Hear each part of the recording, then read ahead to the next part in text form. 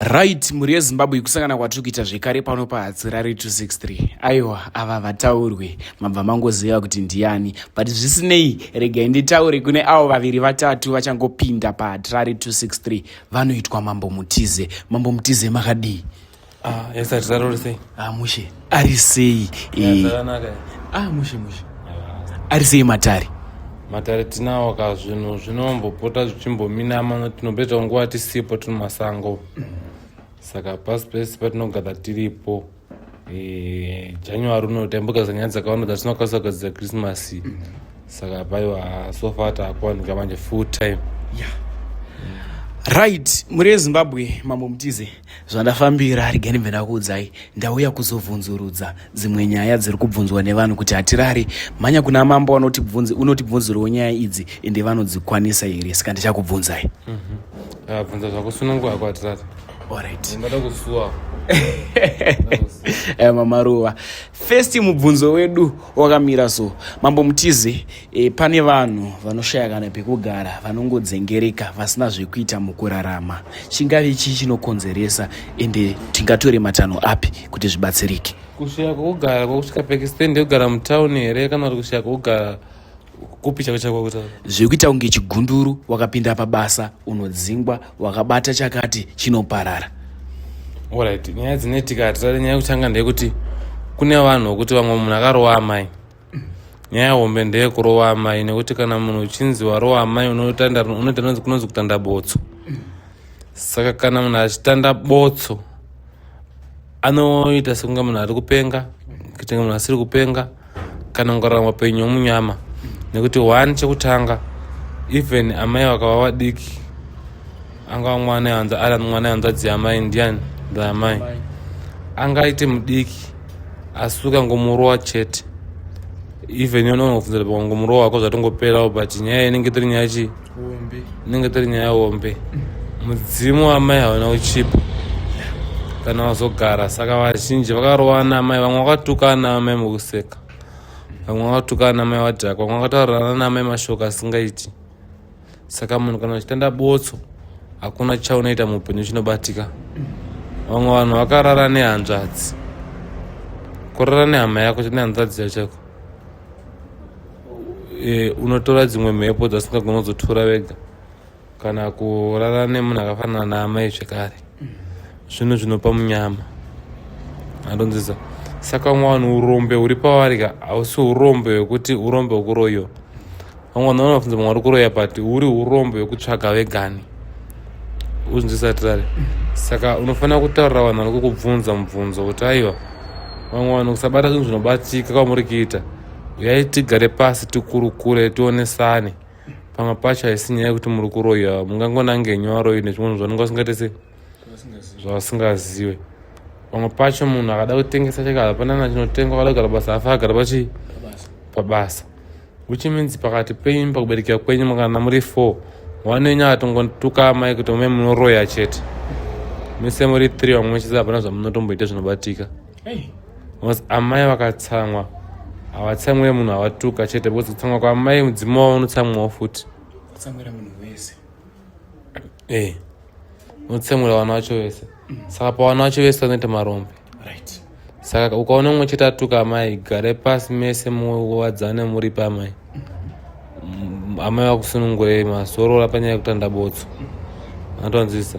Saka ndo zvizhinji zvinopa vanhu kuti vaite marombe, vanhu vashaye pekugara, vaitenga vanhu vomanga-manga, vokuti kana geza sei mvura ibatirire. Wambona munhu kuti chete akapfeka hembe dzakanaka dzioneke, kuti munhu akapfeka hembe dzakanaka haoneke. Mabhembe but hembe yakapfekwa nemumwe munhu unenge akamugara. Imhepo iyoyo. Ndo mapindiro andogona kuita Hatirari panyaya yako yekutanda botso. Yakundibvunza kuti chii chinopata munhu aitenga munhu manga-manga panyaya yacho. Right, muri yeZimbabwe mashoko makukutu apa ndapindurwa zvekuti neniwo ndagutsikana. Vari kuona this video vechidiki, aiwa mabva madzidza kubva kuna Mambo Mutize, varayira saamai sababa. Mambo, ndodzoka pane imwe question. Pane hama hanzvadzi dzedu dziri kuchema, ndakatorohwa murume wangu akangoenda, haana kuzodzoka zvachose nanhasi. Vangabatsirikisei vanhu? Hatizare chakanyanya kukosha ndechekuti munhu kana uine murume wako ndine mukadzi wako, gara wangoisa ruzhowa, wangochengetedza munhu wako kuti asakwanise kunge achimuvha, because pane umwe vanhu handai ini ndinoroya vanhu vanobata vakadzi vanotora varume vanhu vakawandisa, but vamwe vacho pandaizi pazapa ndichivaroyonora panapa anotochema achiti mambo ndaisaziva kuti munhu ane murume, akanziti mukadzi wangu akafa, andikunzwa ndati mukadzi wangu akanditi mukadzi wangu akafa kare, saka handina namukadzi, takamubvumawo. Andikunzwa because vakadzi ndiwo vanopfimbwa, saka zvafane ndakabva pana ndaenda kopfimba kwomukadzi kumacheke. Mukadzi endakamuta handina mukadzi, haambofa akazviziva. Mukadzi wangu paanozobata pamessages anoenda kung'anga kuti kumuprofita nezita remukadzi iyeye, but mukadzi iye asingatombozwa kuti munhu haana munhu. Wandonzwisisa? Saka nyaya yekutorerwa iyi hatirare yakaoma, inotongoza kuti vanhu tise musoro pamwe chete, tionesane, tigare pasi titaurirane kuti aiwa madikanika, uyai tikisire ruzhowa kuvanhu venyu, tigaita kuchengetedzerai kuti munhu akada kungodaiwo zvinoramba, plus munhu munotobatanidzwa kuti munhu ange ari munhu wako ega. Asi kune vanotorerwawo varume nevanhu vokuziva, aiwa uyai anotoziva kuti murume wanhengerekedza ndimutore, avo ndivo vandava kukwanisa kuroya pari zvinozvo. Handichakwanisa kugadzira munhu anoti ndatorerwa mukadzi wangu kana ndatorerwa murume wangu nemunhu asingazive, asingatombozive kuti ndanogara kupa enda nezvei, aiwa idzo dzinonetsa. Plus ndakazoneka ndiita utsinye, because ndotonzwa kuti tsitsi ndiri munhu atonetsitsi akawandisa zvaunotoziva.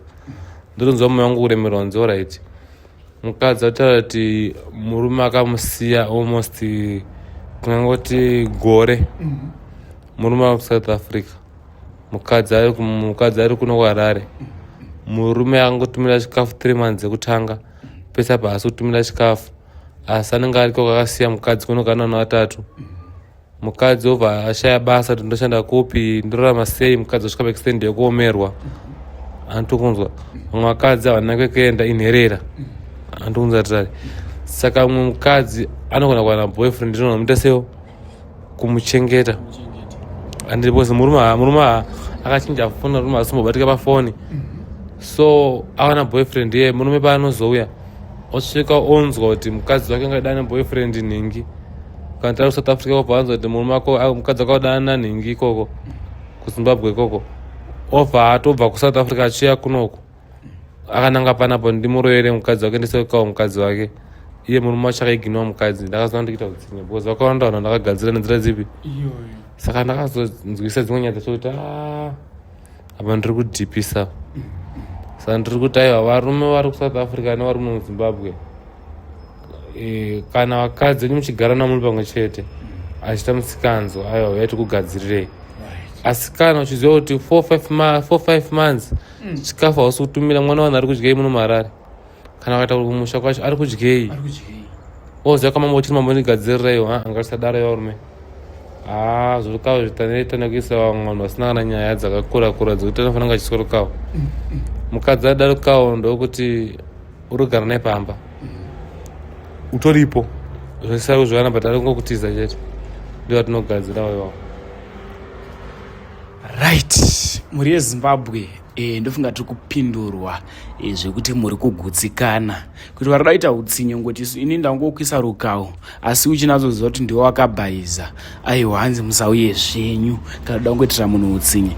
Mambo, tiri ipapo, ini ndiri kubasa kwandiri kushanda uku mambo, ndiri kuda kupromotwa kuti ndiendewo pachigaro chepamusoro, munokwanisa kundibatsirere zvisina kurumba?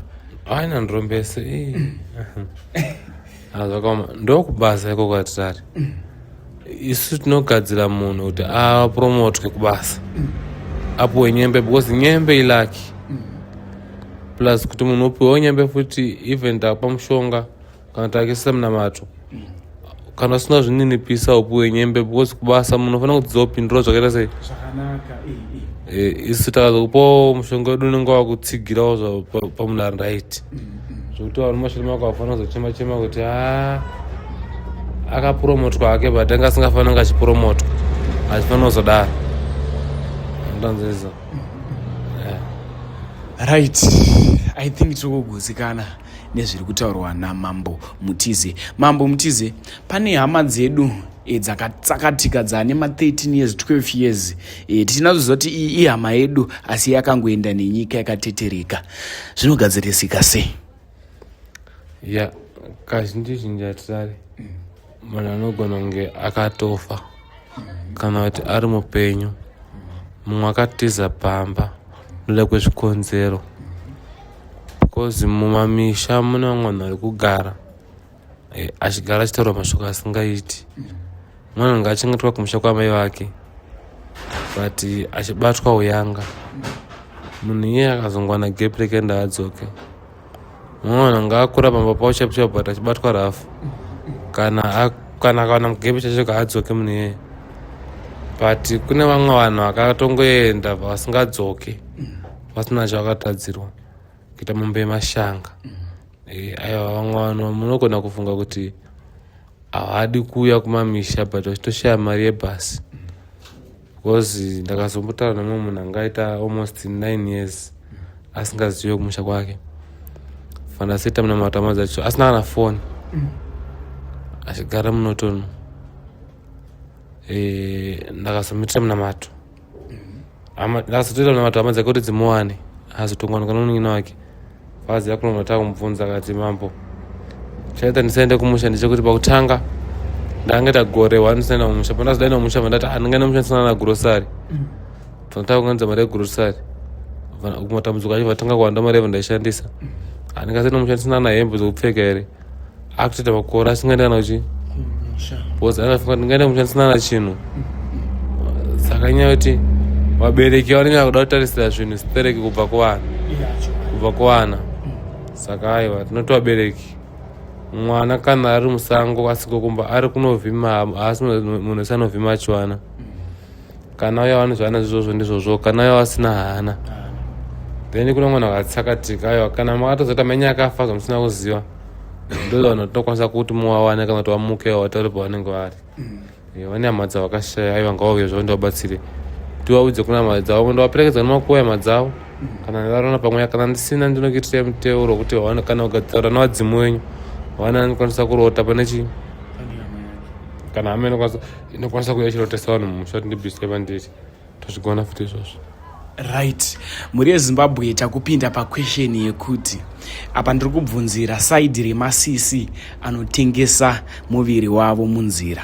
Mambo Mutize, pane vakadzi vanga vachipinda mumacomment section vachiti mambo vanobatsira here kuti tiwanewo mushonga welaki wekuti tiwanewo vanhu vane chokwadi nekurora kana kurorwa kana kupfimbwa nembinga munzira umumo hanzi unowanika herewo?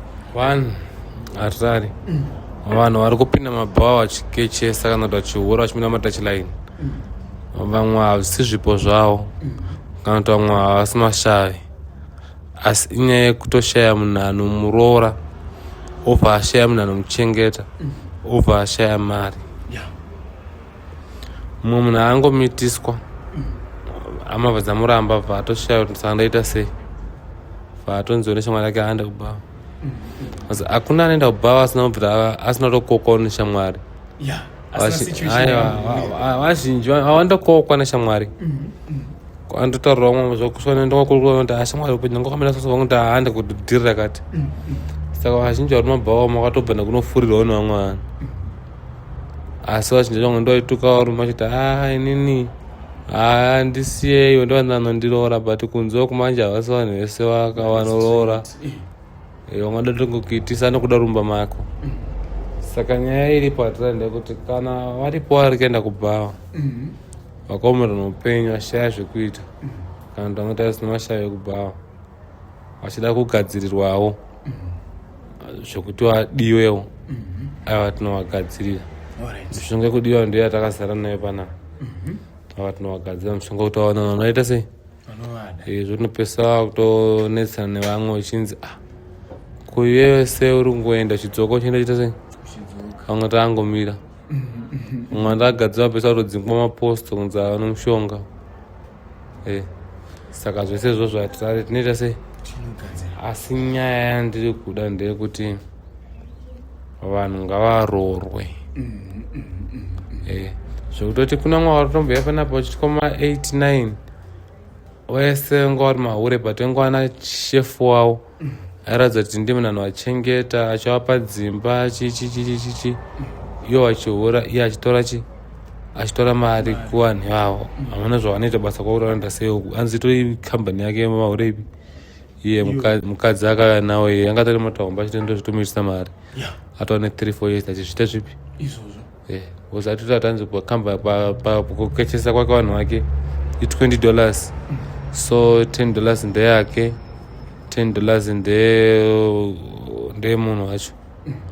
Vanotoita zvimaresiti ndongatori nzvimbo atoakanzvimbo yakaita sei inotozikamwa inotoendwa nembinga uchichi nonga iri paonline kana tichichi zvanhu maita apa anoita ndakavagadzira vese maureva vese ndakavagadzira but so far anotonditenda munhu iye anenge achito iye ako yega pane chingomugadzira nzvimbo yekuti iwa ndivanhu chete mahure ake akutaiwa vese alright. Kana kuna unyana unenge wapinda basa anotoya nawo watopinda basa unosvikora wakanaka kutoti wanotogeza kubva kumusha uko utoti ndakaenda basa utosvika utopinda basa mukambani yakeyo although vananga vatoripo ngatori vadiki chechavo mabvonya maform 4 vachitotumira chikafu kumusha totogara zvakanaka achitoti maweekends totomboenda kumusha kana pera kumwedzi andina grosari kumusha anzotoenda mushanda apfeka zvakadzikama chichichi ama dzimbozive basa rake muri yeZimbabwe. I hope manzwa kubva kuna Mambo Mutize, but ndichiri neimwe question Mambo. Tinana baba vari mudzimba umu vakagadzirwa nevakadzi kunzi nhengo yavo aimire kana achinge afunga kushereketa kunzoko. Mungakwanise kuzvirongonyora here kana kuzviita futi? Zvitorit izvozvo zvimwe vatindi nditozvigadzira. Vakadzi vazhinji vamwe vacho makavabvunza vanokudzibvunza kusheni yoga nditotovagadzirira totogadzira kuti murume kana aenda kunze mushina uite sei mushina usimuke. Rukawe iroro runoiswa nevakadzi vachisawo kuvarume ndomaisiro vakadzi kuti mushina ubake kana aenda kunze. Saka izvo zvitorit. Asi kana murume afa tinomaitira zvinoita kuti murume akafawo vanhukadziwo vakafawo murume mushina wakwanisa sei wakwanisa kushanda. Izvo zvitorit but varume vazhinji haisi nyaya yekuti kunze kana mama mabedroom chaimo musana yakafa varume vazhinji vechidiki mushina haisi kubaka hatitare tsinga dzine dzavharwa nemafuta emazai nemakfc amuri kudya uyai kuno tikupewo gutsu rinovava gutsu rinovava ratinenge tinaro rimwe ratinochera masango zvimwe zvatinocherewa nemasekuru kwanasekuru vari kumusha uko vatinosvikeredza kuti sekuru tauya tiperekedze sango ochera mushonga chitiratidzwa mushonga mumwe tichirota tichichera mushonga tichiya namatsaga emagusvi tiri kuti aiwa yai mudye magutsu akomana chidiki nemadhara echikuru mese musana yega yakaita sei yakasimba. Right Mambo, last question yangu. Ndinoona Mambo munowanzoita mabira. Komwo munhuwo zvake ari kuona vhidhiyo kana achida kuya kubira anobvumirwa here? Bira hatirari pandamabira notitoshura kuti munhu wese anga atoripo because idoro chitenenge chimwiwa vanhu chigoho chamugocherwa kao ngoma dzichirira. Vamwe pabira ndapedza kuti angaita kuepoethi vamwe vakatosvikirwa nemudzimu vanzi vakomana ngo vambarira vaenda ngoma mudzimu wako ana mudzimu uri kunzi mudzimu wako uri kunetsa kusvika chichimwe unokusvikirwa nemudzimu wako umwe unenge usingarizoti nemudzimu but unotongosvikirwa kuwanza ngoma kurira mudzimu wako unosvika wega.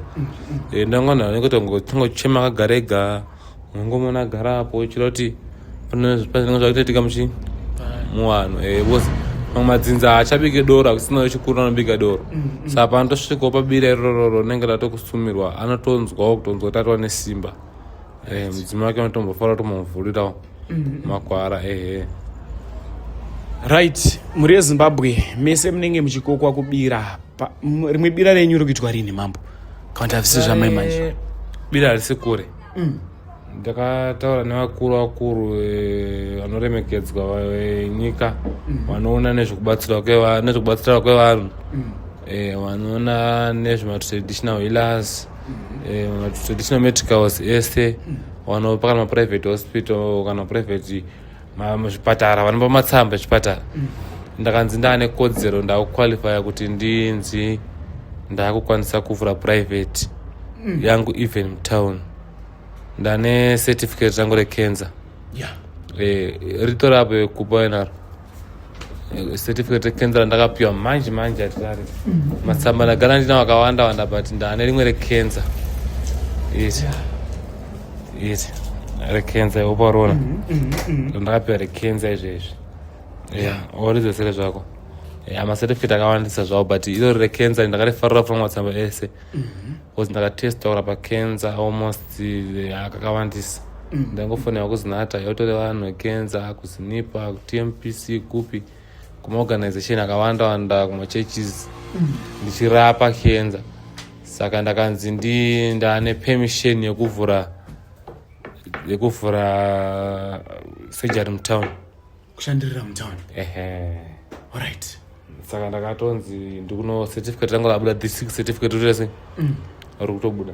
Saka certificate rakabuda atirari ndichangotokuudza kuti taurira muri yeZimbabwe kuti mambo mutize. Hatisiri kuStonebridge kwamagolisa hakuna kuStonebridge. Kuno kuitirai kure. Ndamutown.